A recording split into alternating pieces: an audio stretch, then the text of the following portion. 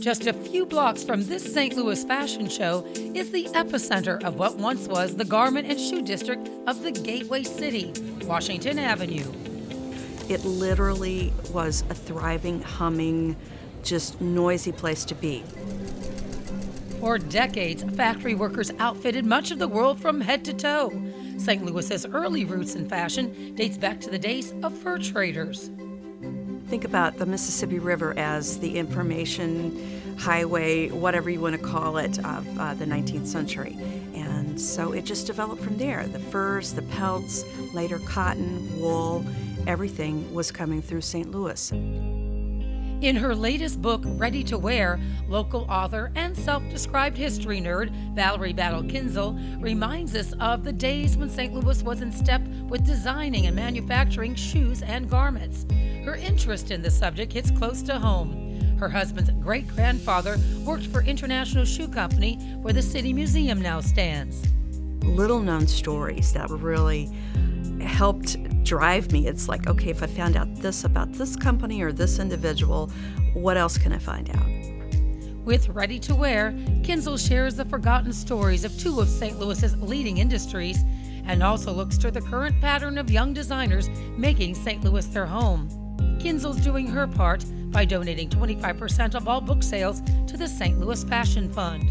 I wanted to present the story of Washington Avenue, that it rose, it flourished, it declined, but now it's back on the upswing.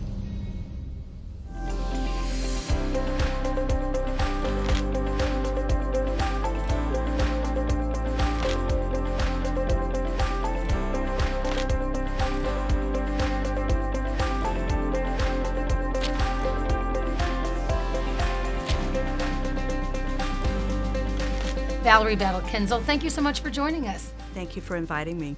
Well, you've been a writer for 35 years, and Ready to Wear is your sixth book.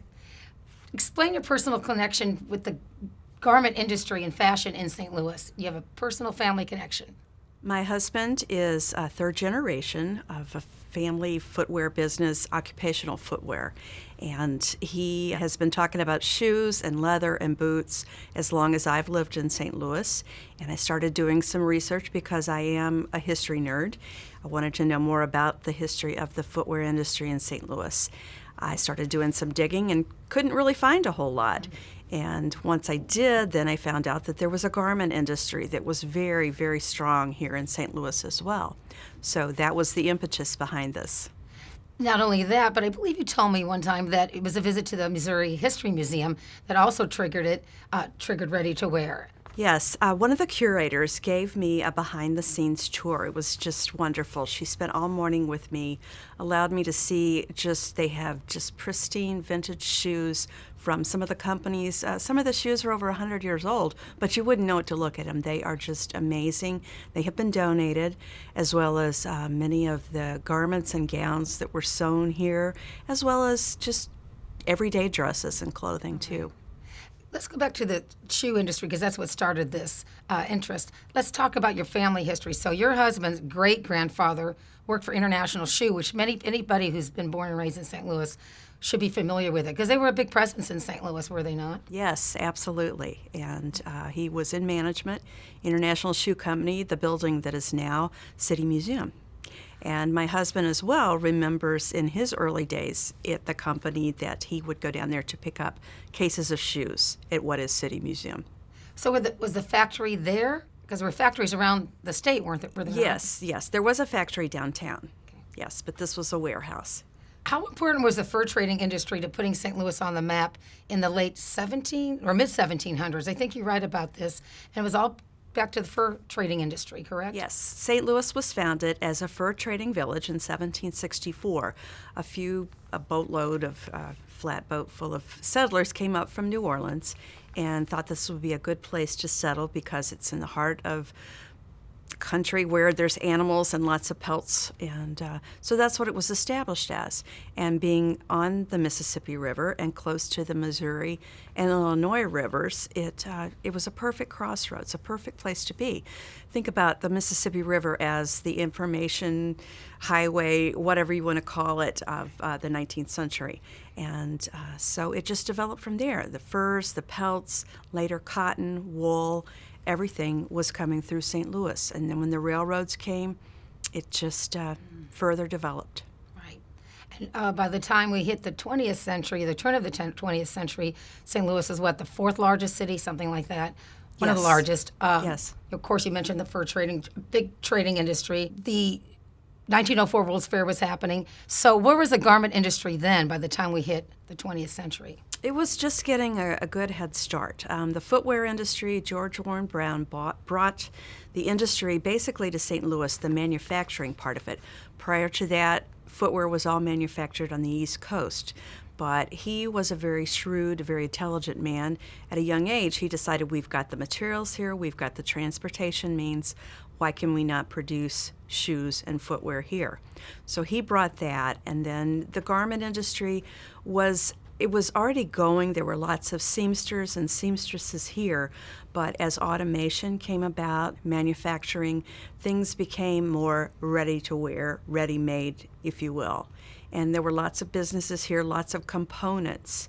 And there were women who would take different components into their homes as well as in the factories and put them together to make different wear.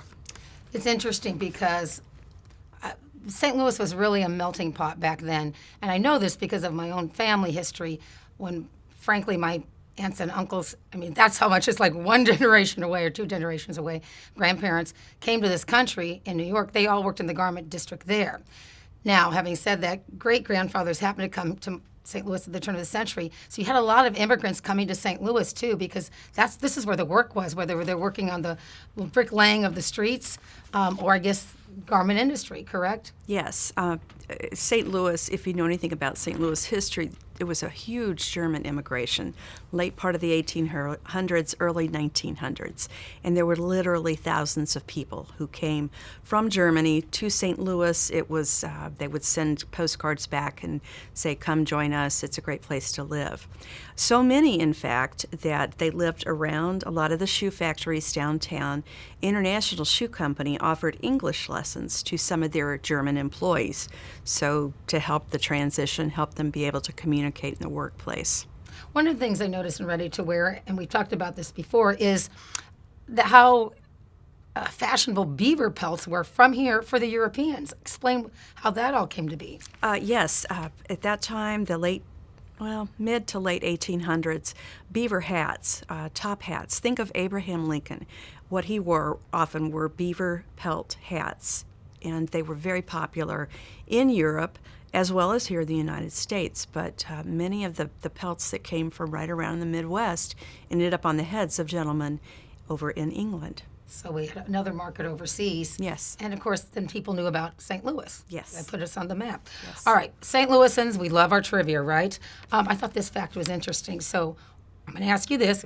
This should be easy. What street in downtown St. Louis was once known as Shoe Street, USA?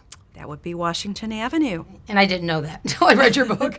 But so explain what that was like, Shoe Street, USA. And when was that its heyday? That would be like the early decades of the 19th century. And like from the riverfront up to about 15th Street, it was Washington Avenue. It was called Shoe Street USA, or The Street, as more garment companies came and started production there.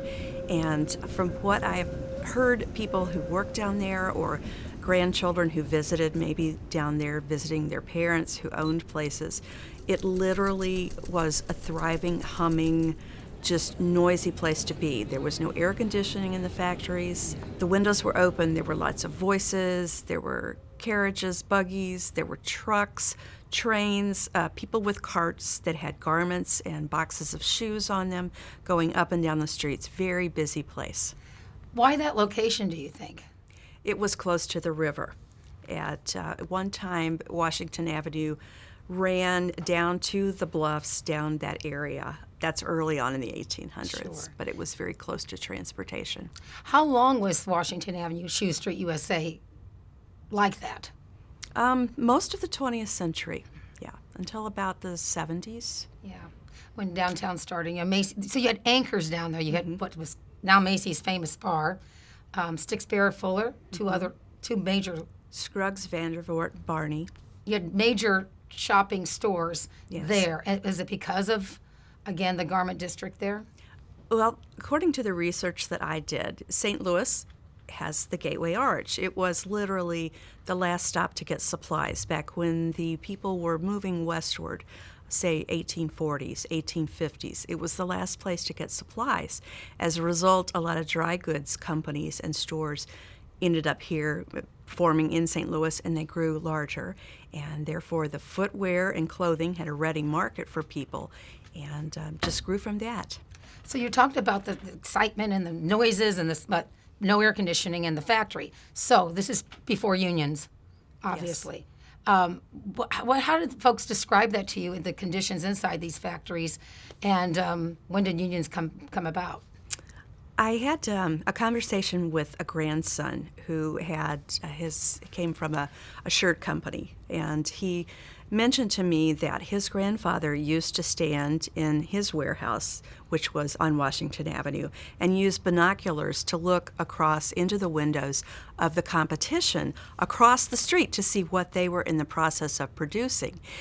He was very candid with me and said they were hot, especially in the summer. If it was 100 degrees outside, you could count on it being 10 to 20 degrees hotter.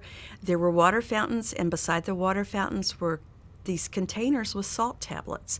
They encouraged the people that worked there to take salt tablets, and he said it was literally sweatshop. Yeah, and that's what they were known for. And that's where that term came from, Yes. was it not? Yes. Yeah. Uh-huh. But the footwear industry was trying to avoid unionization, and they went to a lot of smaller towns in Missouri and Illinois, like Columbia, Marshall, Missouri, Kirksville. And what they would do, they would come to town and say, if you will give us the land to build a production facility and give us our utilities, we will therefore bring all these jobs and all this revenue into your community. And so that worked for many decades. My mother-in-law worked for 30 years for International Shoe down in Jackson, Missouri, where they had a factory, has since shuttered. The industry has changed quite a bit with everything going overseas, I gather. Is that Yes. another thing you That learned? was really the ultimate demise, was outsourcing and cheaper labor, and it was just more economical. So we come back to the United States now, and one thing you did put in the book was current designers. Why did you decide to do that? From St. Louis, I should say. Okay, From St. I Louis. wanted to present the story of Washington Avenue, that it rose, it flourished, it declined, but now it's back on the upswing as far as having seamstresses, people that make custom shoes and boots and things like that, custom jewelry. It's on the uprise, and it is still centered around Washington Avenue.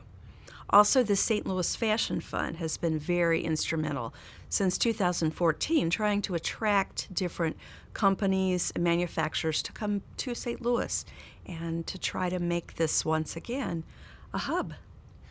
What surprised you the most in your research for Ready to Wear? I would say probably the story of Elizabeth Keckley.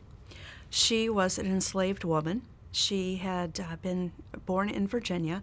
She was moved here. Her enslaver moved to St. Louis, brought her. She was very, very just meticulous, and she did fabulous dress work. And just her name got passed around. Her enslaver allowed her, I guess you'd say, to sew for other people. She also was able to keep money that she made by sewing for other people. She was eventually able to buy the freedom for herself and for her young son. When they got their freedom, they moved to Washington, D.C. She took up the seamstress trade again. She quickly became very popular. She came to the attention of Mary Todd Lincoln. This was in 1860. And she was basically the exclusive seamstress for Mary Todd Lincoln the whole time Abraham Lincoln was president. I just found that was a fascinating story. And the other aspect, it was about the same time she was here, was when Dred and Harriet Scott, the Dred Scott decision was held Wow. in the old courthouse. That's interesting. Interesting connections. Yes, I didn't know this. Now we're going to drop some names. So explain the story of Tennessee Williams. Okay, Tennessee Williams' real name was Tom Williams. His father worked for International Shoe Company, the building that is now City Museum, and he specifically worked for Red Goose Shoes. And Tom was not the best student, from what I understand the research. He went to the University of Missouri at Columbia, but he loved writing. He loved writing, and those were the courses he wanted to take. He could have cared less about the others. He basically flunked out after his first year. So his father said, okay, you're going to move back home, and you're going to go to work at International Shoe Company.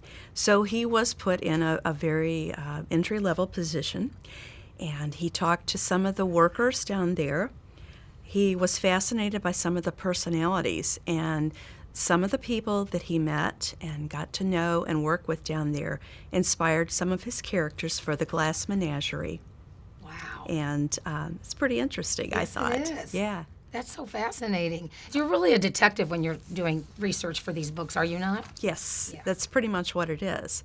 And just as a side on Tennessee Williams, I found out he did not want to be buried here because his experiences here were so bad, traumatic. I mean, he moved, once his popularity started, he moved to New York and to other places, but his family had him brought back here.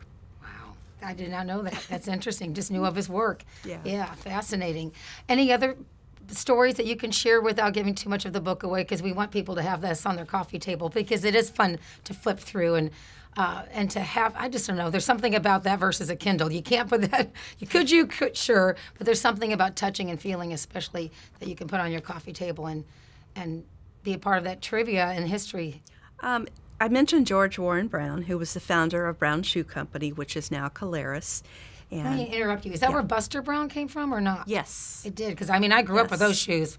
Yes. Showing my age here, but yeah. Yes. We would go, I mean, back in the day, we would go and get fitted. That's long gone. With Yes. your shoes, you know? Yes. So anyway, Mr. Brown lived next door to a man named Oscar Johnson, who was with Roberts Johnson Rand. So they were competitors during the day, but they had mansions on Portland Place in the Central West End, and apparently they were very congenial with one another. They were competitors during the day, but over the backyard fence or whatever, they were actually pretty nice to each other. I guess we can really thank one person, according to your research, to propel St. Louis to be a major player in the junior clothing market. Explain who that person is and their connection to Washington University, sort of. Okay. That gentleman's name was Irving Sorger, and he worked in the garment industry in St. Louis. St. Louis has always had Washington University and has a fabulous school of design. Mr. Sorger was visiting, this was back in the 30s, and he looked at some of the dress designs that some of the students were producing, and he was just wowed. Up to that time, basically, women looked like they wore the same styles, whether they were in their teens or 20s or 50s and 60s. And he was just amazed. He said, you're on to something here. So he had some mock-ups done, and they sold instantly. And the business grew, and it was determined that maybe younger girls didn't want to look frumpy like their mothers and grandmothers. And these had interesting sleeves and interesting hemlines, shorter hemlines, embellishments around the collars, and fun buttons, fun belts, ruching. And it just took off, so that by the 30s, 40s, 50s, there were people coming from New York and also from Los Angeles, buyers coming here twice a year to see what St. Louis was coming up with for the junior market. And really, these are coming from design students at Washington University originally. Yes, Right. and I have seen some of the trademarked. They did trademark them. That was a smart move, obviously, and really fascinating. So that was the 30s. Was it in the 30s and 40s that they were featured in Life magazine? In the 40s. That was a very popular publication, was Life magazine, which is sort of making a resurgence, but it's neat to have them featured. Yes. So it caught their attention. So it kind of put St. Louis on the map again through the 60s. that correct? Yes. And then things started going a little bit downhill, late 60s into the 70s. Does WashU still have a very active design department? Yes, through the Sam Fox School of Design. Right, wonderful. The pictures in the book are a vivid companion to what you've written and researched. Was it difficult to find those pictures?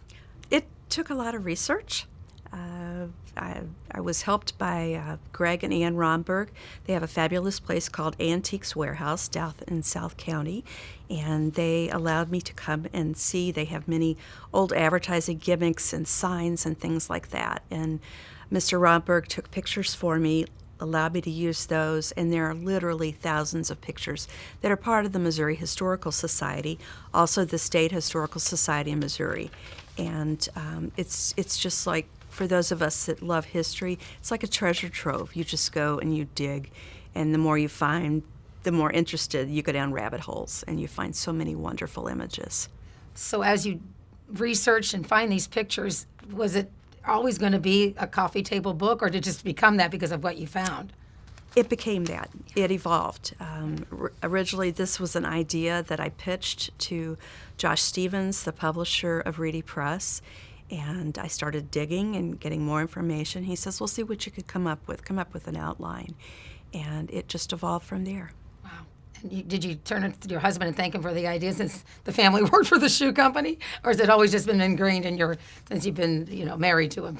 It was my curiosity, I guess. And I said, I wouldn't have gotten into this if it had been for you talking about shoes. Yeah.